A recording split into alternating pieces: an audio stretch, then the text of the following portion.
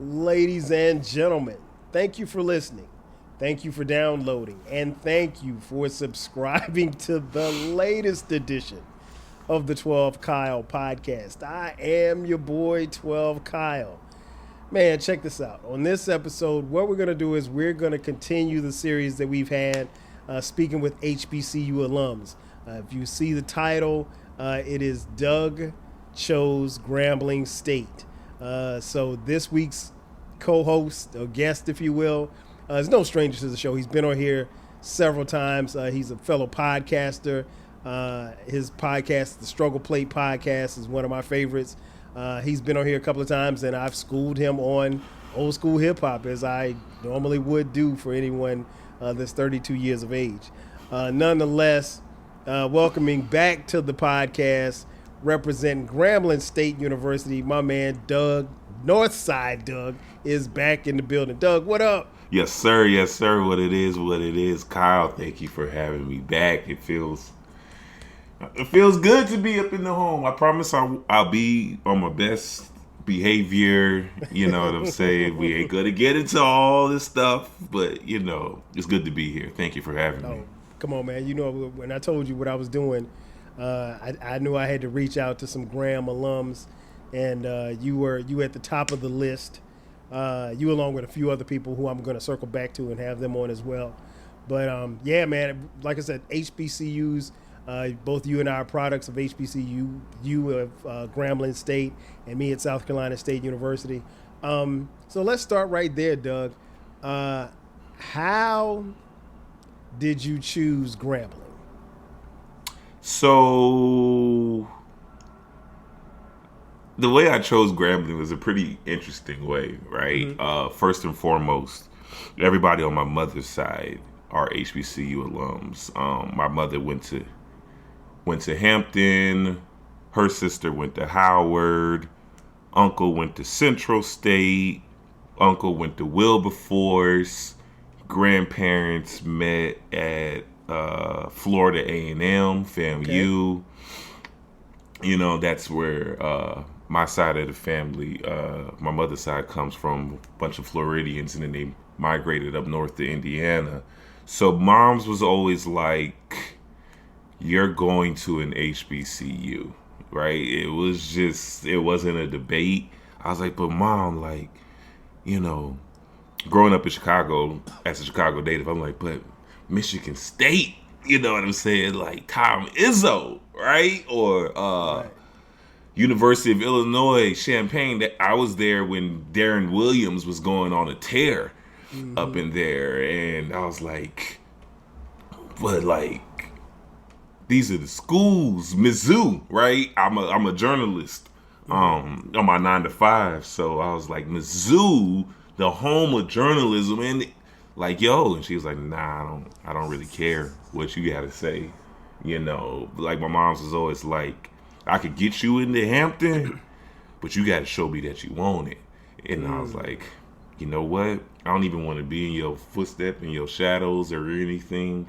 So she would literally drag me to these HBCU college fairs. Okay. She was a teacher, right?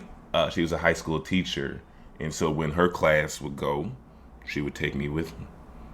7th, 8th grade in Navy Pier in Chicago. Like, I probably went from like 11 all the way, hell, to my junior year. Mm-hmm.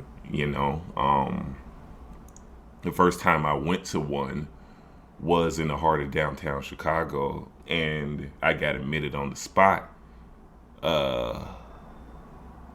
This was like the second time where I went this was the first time I went as a high school student, and I got admitted on the spot to a school out in Austin, Texas, an HBCU called Houston-Tillotson. Mm-hmm. And from there, I ain't gonna lie, I wasn't the most studious student. But when I was like, what? All I gotta do is show a 2.0 GPA and like a 18 on the ACT. I think I had got like a 20 on the ACT. I'm like, oh, that don't even trip, right? And it came down to funny enough, our rivals, Grambling and Southern, it literally came down to Grambling and Southern. Say word. Because I was looking for the best HBCU baseball teams. Okay. And Grambling had a coach who just retired, and he was a long time baseball coach, historic and all that. And okay. The sports program was pretty rich. The baseball program, like a few presidents have even coached the baseball team, right? Mm-hmm. And Southern's baseball team, their coach is like a straight up legend. You know, Coach Cater, he's like 30 plus years. Right. You know, what's his name? Coco, he played for the Red Sox. I can't remember his name off the top of my head. But they had a few MLB players that went to Southern. So it came down to those two. Everybody knows the Bayou Classic. And of course. You know, the madness, which we'll get into. But I was in New York, strange enough, where I made the decision visiting family for Thanksgiving, and we watched the Bayou Classic live, and I was a senior. Okay. And I had already got accepted into both schools. Like all the HBCUs I applied for, I got into, but I was like, nah, I'm really feeling these two schools because I really wanted to be as close as possible to Texas. Because the Tavis Smiley Journalism School in Texas Southern, you know, like I really was hooked on that. But I was like, but I want to be in a small town because I'm a city kid. So I'm watching the Bayou Classic. And I was like, nah, it's between Grambling and Southern, you know. And I said, whoever wins the Classic, I'll go. And Grambling would, you know what I'm saying? So let me get this straight. Just for those who are listening and watching on YouTube, thank you for watching, by the way. For those of you who don't know, Southern University and Grambling State University are heated rivals. Yes. They're separated by how far apart are they? 2 hours? From Baton Rouge to Graham is about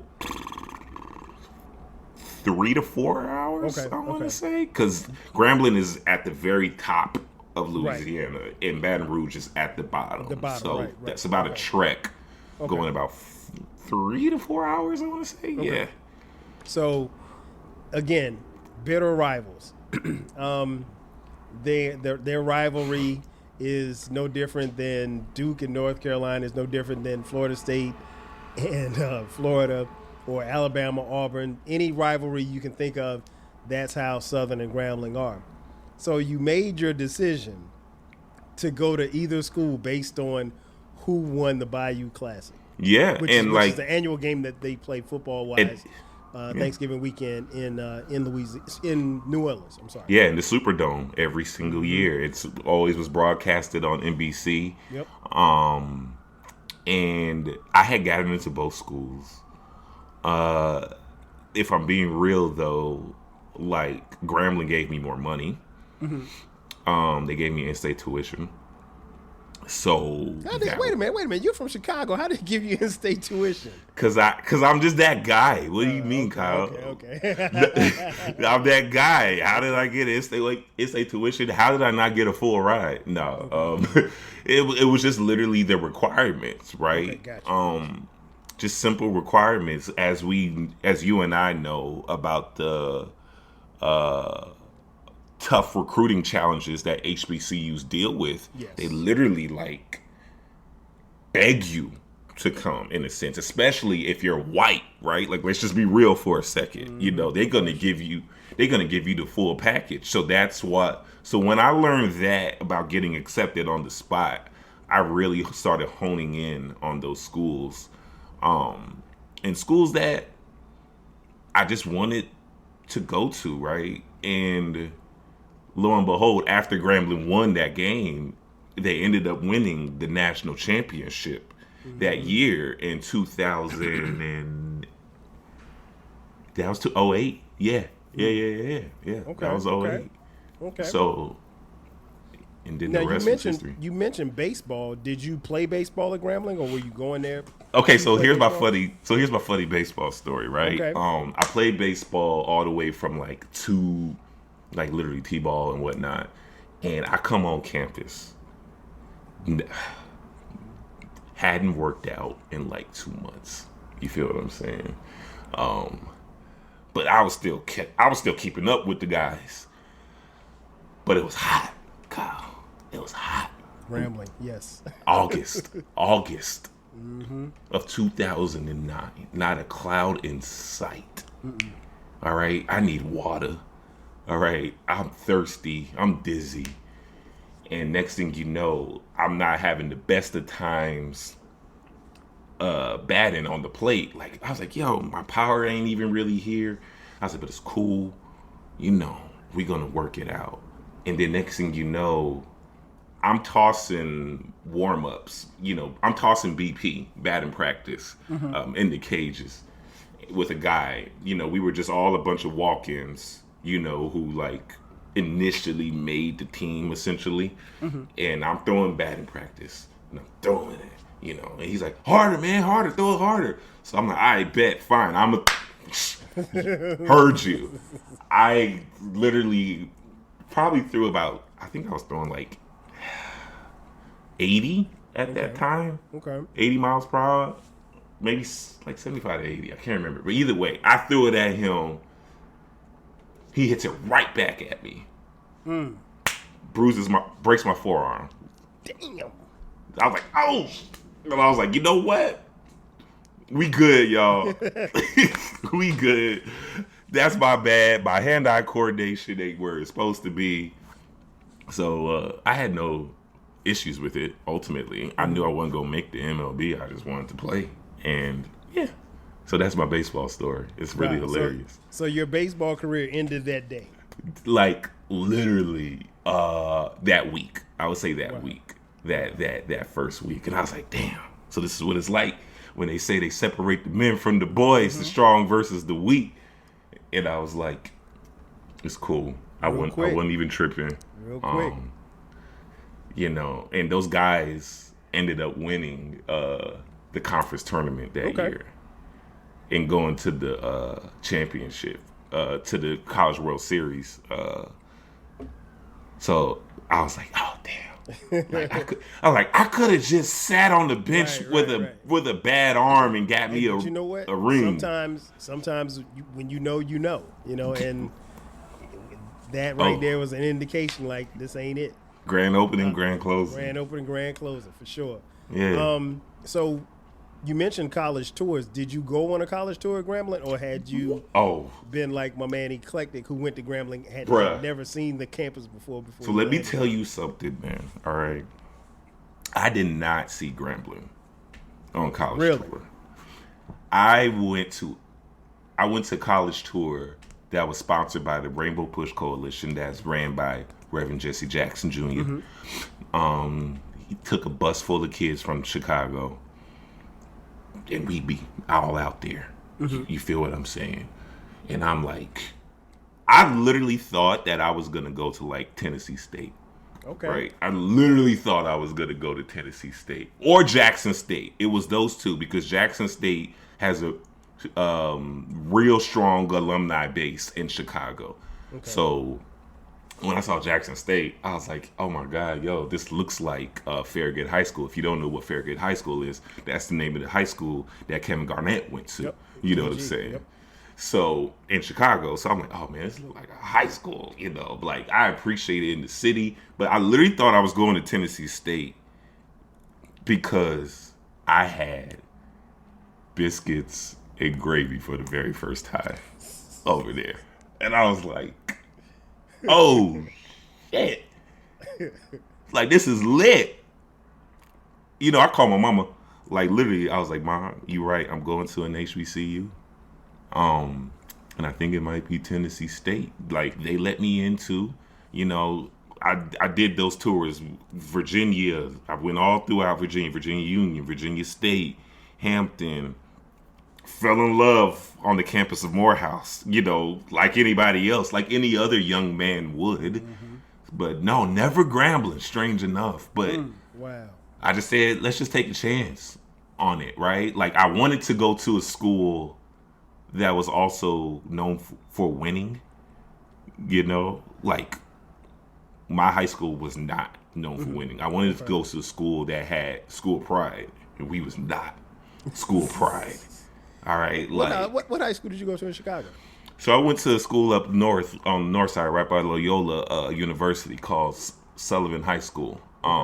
Small school, borders Evanston, Illinois, where Northwestern is, but we're really closer to Loyola. So when Loyola made their Final Four run a few years back, like I was like, yo, this is my school. This is my neighborhood, university and whatnot. Right. But we was just some, I love that school personally. A lot of my favorite memories are from there. But the school pride was not where it was now. Gotcha. Back then, like no spectator games. You get what I'm saying? Right, right. Because the GDs and the Vice Lords, you know what I'm saying, are doing something. Right, so when I went, so Grambling was very rich in school pride, and I used to watch the BET series that they had with Bruce Earl, back when Doug Williams went there the first time, and he had that real big quarterback dude. I know exactly what you're talking about, the guy's name. I can't forget it. But so I was always aware and in the know of Eddie Robinson and whatnot, but never visited. Okay. So now you're coming from Chicago, and you're the only child, right? What's that? You're the only child, right? Yes, sir. Okay, so you're the only child, and you're coming from Chicago, and you're going to this school in the South that is hundreds of miles away from your home. Was there any trepidation about going to Grambling at all? Like you talk about just being hesitant? Yeah, as far as like just any concerns about being homesick or anything like that? Nah, like none really, because another addendum that my mother gave me was that I couldn't go to a school in the state of Illinois as well. And I never wanted to neither. I wanted to go out and see the whole world, like Princess Jasmine. And I think the minute that day, the very first day where my parents dropped me off, I started getting a little hesitant, right? Too late now. Because at that point, they was gone. And I was like, oh, shit, this is bad, yo. Like, nigga, I'm in the sticks. Like, Grambling is in these sticks. Yes. There's nothing there. There is nothing. You feel me? You can't walk nowhere. You can't drive nowhere.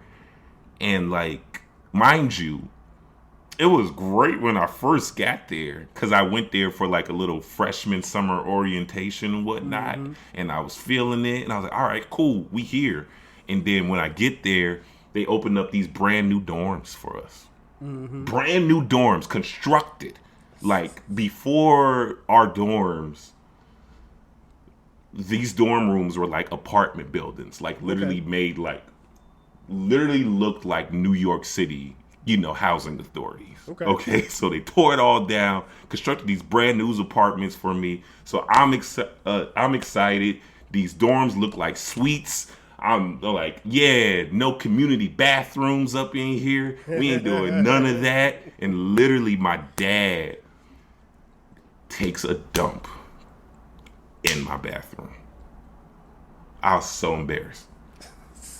He had to go. I was like, yo. He's like, no, I had to go. You know what I'm saying? He had to go. I mean, it works. It works. Yeah, exactly. And he got to drive back to Chicago. Yeah. Yeah. So, I mean, it had to happen. But that was the only time I had a little bit of hesitation when they left, because I was like, yo, I'm on my own. But then they was like, yo, let's go to this little pep rally, right? And mind you, my best friend from high school, we went to Grambling together as well. Okay, that was going to be my next question. Was there any homies or anybody that you knew it? Yeah, my very best friend. Fresh. Okay, that's good. My best friend, so she was like, yo, let's go. You know, over here, I met some dudes, you know what I'm saying? They invited me to this joint. So we go to the pep rally in the men's gym, right? Because they had also just renamed the football stadium to Eddie Robinson Stadium, and they just created the Willis Reed's basketball stadium as well, right? So like, this is brand new. You feel what I'm saying? So I don't know about any of these HBCU struggles that y'all are talking about. And so you're new on the campus, so you wouldn't know. I wouldn't know none of it, right? I'm like, yo, this is great. I got light skin, dark skin, brown skin. It's cool, but I'm a little homesick. I'm surrounded by these New Orleans dudes that I don't know what they saying. And we go to the pep rally, and the band starts playing. I'm like, all right, bet. Because the band is world famous. All right, Drumline, that's us. And I still wasn't feeling it till they get to our chant, to our song. You know, the little GS. I think I've heard it before. You. I thought you knew, right? And so I was like, okay, cool. This is all right. Then they say, I thought you knew, bitch. And I was like, oh shit, I'm home. I am home, ladies and gentlemen. Like, they cussing up in their theme songs. You know, I was like, forget it. Homesickness gone. Forget about it. So, okay, so you're there, and you got your homegirl, and now you're starting to make friends. What stood out to you in your, not just your freshman year, but your time at Grambling? What were some of the things that really stood out about your experiences at Grambling? Definitely manners, right? Down south, Southern hospitality. I didn't really fully grasp that or understand, you know, that when people were just saying, yo, you good? Like, they were genuinely asking, how are you doing? Because where I'm from, you ask somebody, you good? He's like, yeah, I'm good. You good? You know what I'm saying? Like, like, what we doing? Black pride, right? Because there is a time where I noticed that during my time in Grambling that what I was experiencing and the people that I was dealing with, I'm not going to get that anywhere else, you know, unless I go to another HBCU. But like, once I get into the real world, you know what I'm saying? Like, I realized how rare and unique it was to be truly surrounded by Black excellence.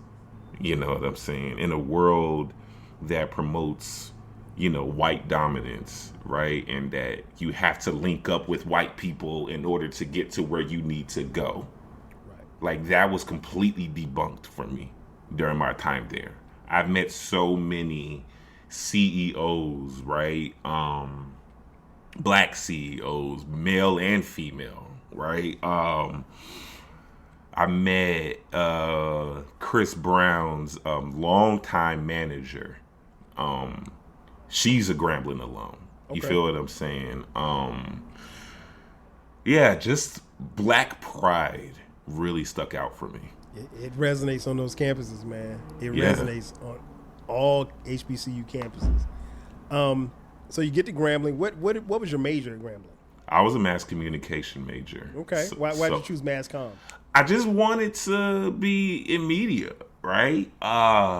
When I first got there, I thought that I was going to be like some super serious, cool newspaper journalist who was just out on the beat writing a story. And then literally my public speaking teacher was like, yo, you should do like radio. And I was like, yeah, that's cool, but like, I ain't trying to do all that. And then he's like, nah, you should do that. And so it was just a wrap. I always knew I wanted to do some form of production. I always did. I just couldn't put my finger on what kind of journalist that I would be. But I always wanted to be one. And how was the mass comm program at Grambling? Was it pretty good? Yeah. So like, the radio station is pretty historic in its own right. They play a lot of. I'm sure they still play smooth Of course. jazz Come on and now. It's easy HBCU. listening. Of You course. know what I'm saying? The TV center was really where I got my bones in. Okay. Because I came and the majority of my career, my time at Grambling was at the radio station. Okay. But then the latter half, like that last year and a half that I was there, I was entrenched in the TV center Okay. at the TV station, where I was doing literally any and every single thing. I had a TV editing class, hosted by my professor, and he was a white man, like straight up Duck Dynasty. You feel what I'm saying? Like just real country, swamp, kind of white guy. But he was super cool. Shout out to Mr. B. And he ran the TV station, but he was he was still teaching some classes, and he always gave extra credit to people who volunteered and worked at, worked at productions for like games on campus. Okay. He was like, hey, I need some extra hands to work the baseball game here on campus. It's on a Saturday. Sign your name up on this piece of paper. You get extra credit. Okay. And I was like, bet, fine. Let me get some extra credit. You know what I'm saying? And then I never worked a camera a day in my life. And I ended up like shooting the game, on the camera. And Grambling was playing Georgetown's baseball team. And so I'm literally standing on top of the dugout with the camera just over here trying to track this little ass white ball and whatnot. And from there, he was like, yo, you actually have a natural talent for this. Do you want to come to Omaha, Nebraska with me to shoot some equestrian? And I was like, Omaha? And then he was like, Wait a minute. You were going to shoot equestrian for Grambling or another school? for another thing. This was freelance. Okay, This was gotcha. freelance because he was also a 'Cause freelancer. I was about to say Grambling don't have no equestrian. No, they don't. He said, you want to go to Nebraska to shoot like some world championship equestrian type stuff. And I was like, I don't know, man. You know what I'm saying? Like this free? Is this for free? Like who paying for all this? He's Right. You'll fly with me. We'll ride out together.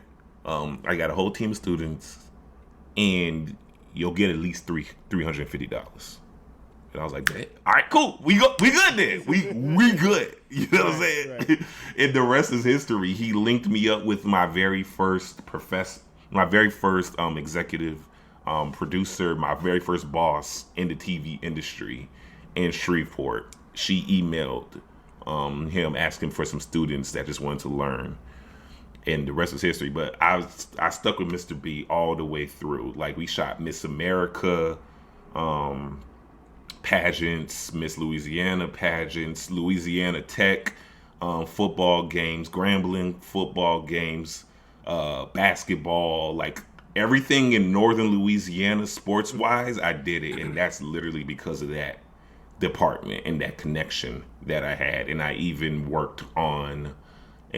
interned at the local ESPN radio station as well. Okay. Through a professor, through a mass comm professor on top of that. So it was a pretty solid program. Like it wasn't as, prestigious, but if students wanted to work, there was more than enough. All the professors had some sort of connection to somebody in the industry.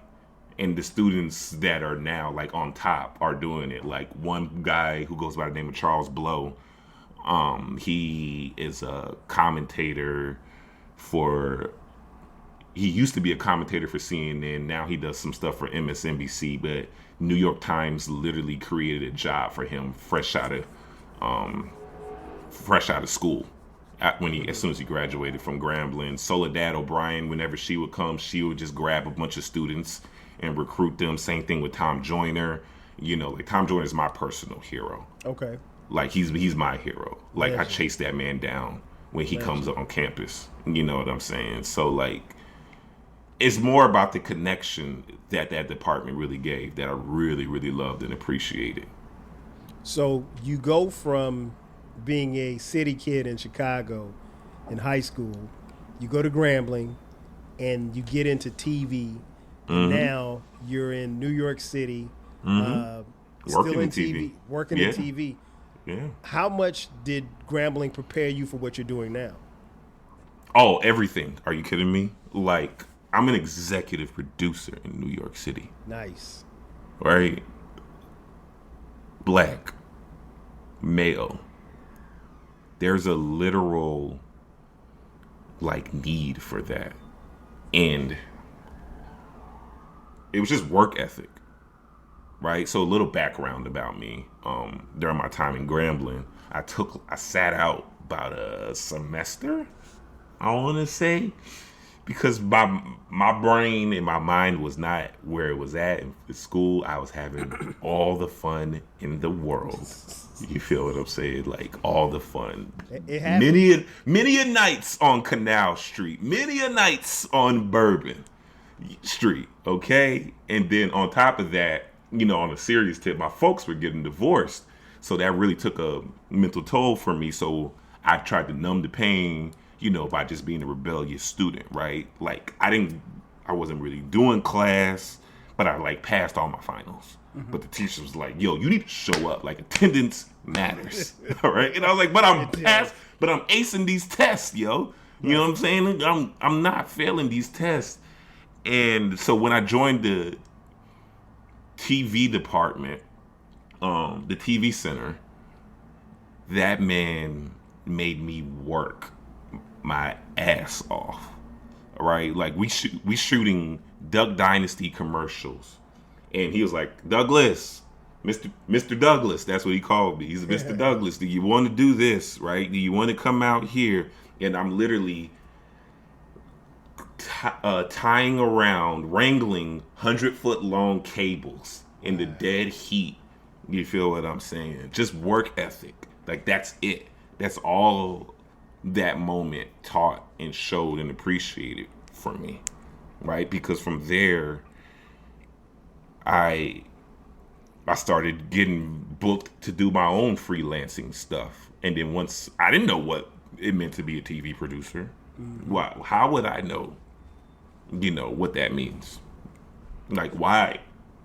Like, what is that? No kid in the first grade says, you know what I want to be when I grow up? No, they want to be in front of the camera. Yeah, they want to be television producer, right? So everybody wants to be in front of the camera. Yeah, but all of that has helped me, and then learning the whole going back, and bringing people with you. You know what I'm saying? Going back to your alma mater. You feel what I'm saying? Like, when I got my first job in Shreveport, Louisiana, that was just a straight up blessing. Mm-hmm. That doesn't happen. I still know people that I graduated with today that are still trying to break into the industry. Wow. And for him to just literally give this woman my name, he's like, you're going to have to get to Shreveport, which is 90 minutes away from Grambling. He's like, I don't know how you can do it. I'll find a way to get through it, because at that point, I was a graduating senior. Mm-hmm. I was sleeping on my friend's couch after I got back in school. Mm-hmm. I was going to school for I didn't go home. I stayed in Louisiana for a year straight, because I really wanted to make up those credits and classes, and I just worked my ass off, and then it brought me to here. in Harlem, USA, of all fucking places. And I never could have imagined that. And now I'm reaching out to that same professor, asking if he knows any young, hungry students who are looking for an opportunity as well. So I'm trying to pay it forward. That's the main thing that I've learned during my entire time in Grambling. Like, I always say I didn't really get to where I'm at because of what I know, but definitely because of who I know, for sure. And that started at Grambling. Yes, sir. Yes, sir. So, it wouldn't have happened at any other Big Ten schools or SEC schools.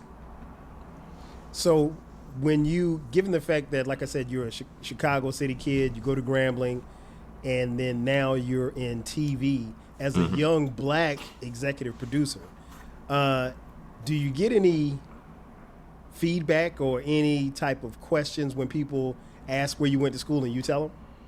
Yeah, like the older white guys know, right? Because anybody who knows our most famous alum from Grambling is Doug Williams, the first black quarterback to win the Super Bowl. Exactly. So the older guys from the the 80s, and stuff, they know. They know, the 80s and the 90s, guys, they know. They're like, oh, Doug Williams. Oh, Eddie G. Robinson, who at the time, before Joe Paterno took it, he was the most winningest college football coach of all time. He had the most wins. Yep. Point blank. More than these than their heroes like Bear Bryant. More than that. So like that right there, was all from Graham. I 100% know that everything that I am now is because of that school. And when people do know, it's usually like the older guys, right? And they're like, "Oh, so you go to New Orleans all the time?" I'm like, yes, but not really, right? Because Dallas is actually closer to Grambling. Dallas is about 2 hours straight on I-20 to Grambling, while New Orleans is 6 hours. Like a good 6-hour ride that we would make. The top and the bottom of the state, you're right. Yes, like literally the bottom and literally the top. Like you go 5 minutes north, 15 minutes north in Grambling, you're in Arkansas. Yep. That's it. Crazy. Yeah. So the next question I have for you, in your time at Grambling, obviously you accomplished a lot and you're a proud alum, but what would you say to I'm getting tongue-tied. What would you say to a prospective student who's looking to come to Grambling? Why should a kid that's in high school right now, why should they choose Grambling? It's not too big and it's not too small.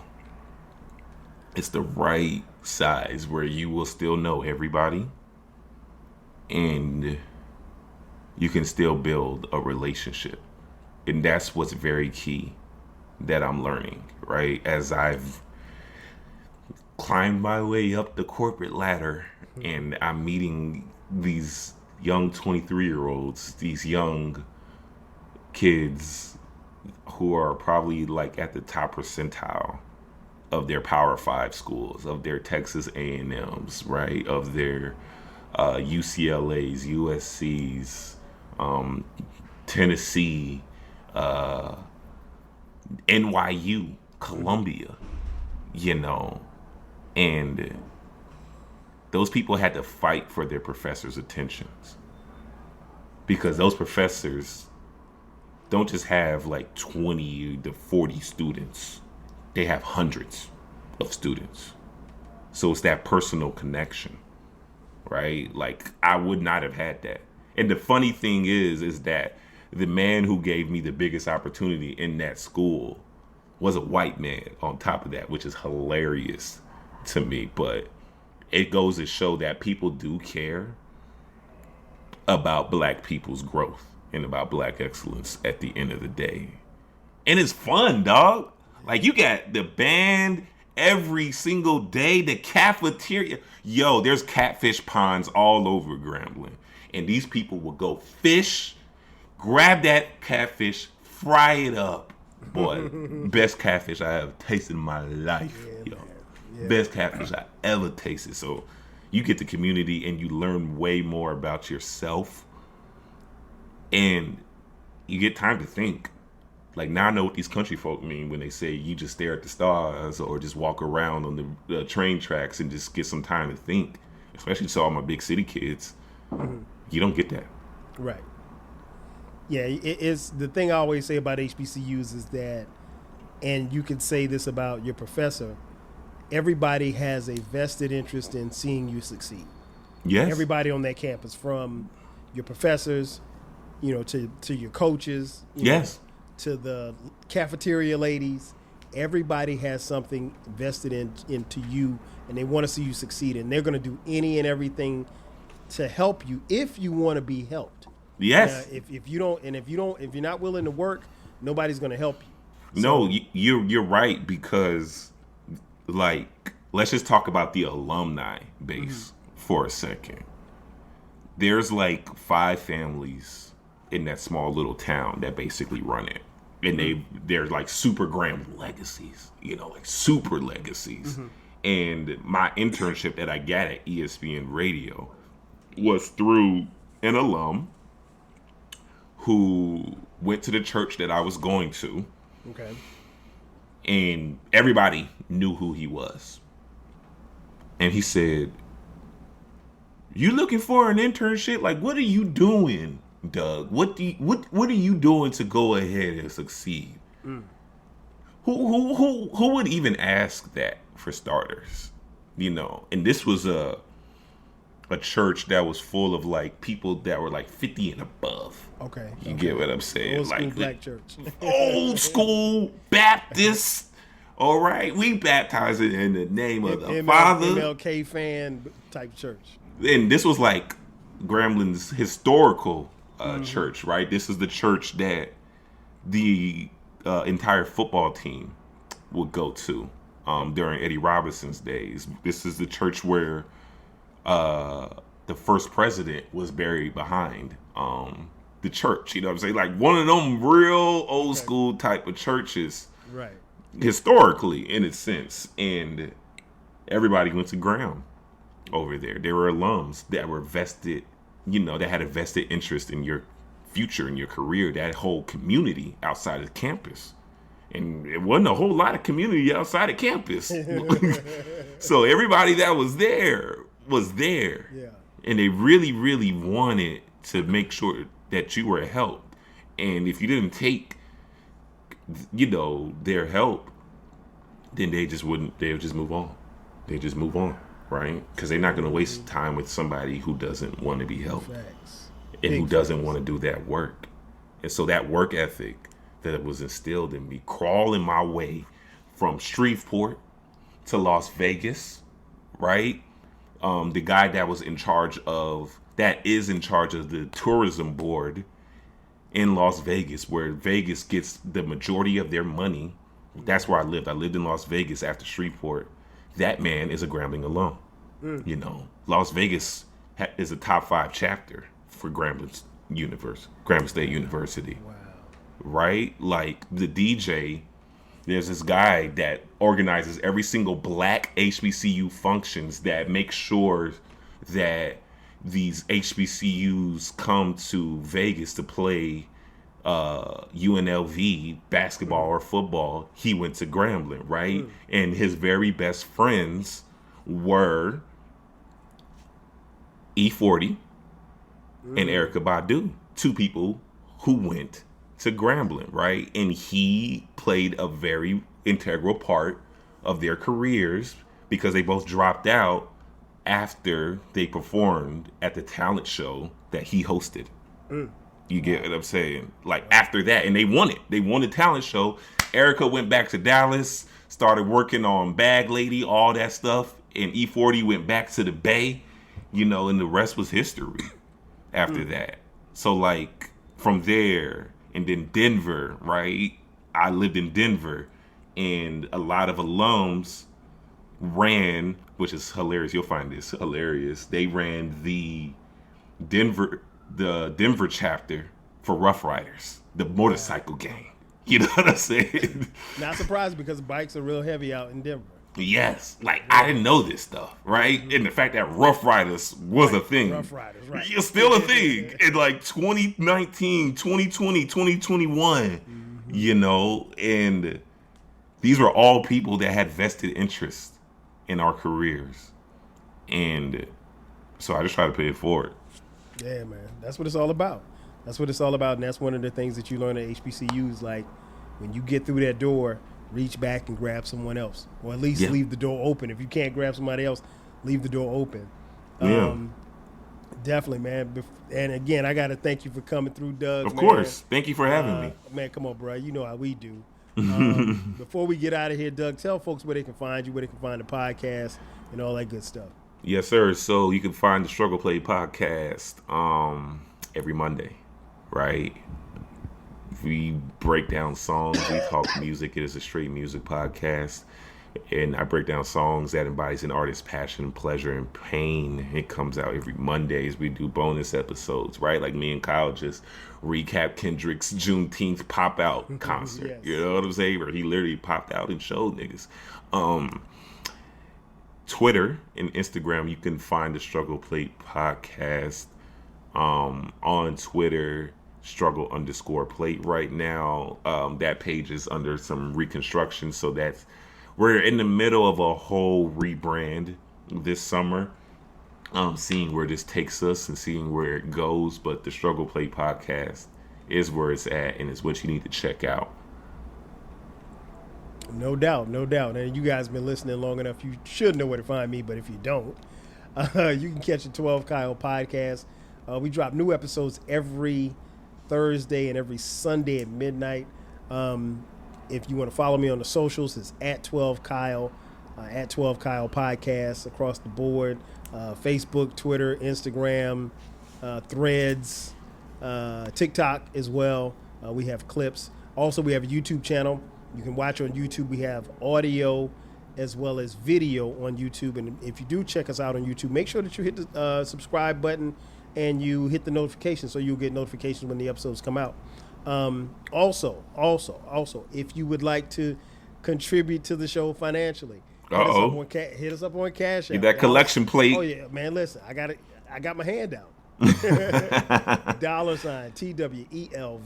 TWELVEKYLE. And we also, if you look in the description box, you will see a line that says merch. Right under there, click that link.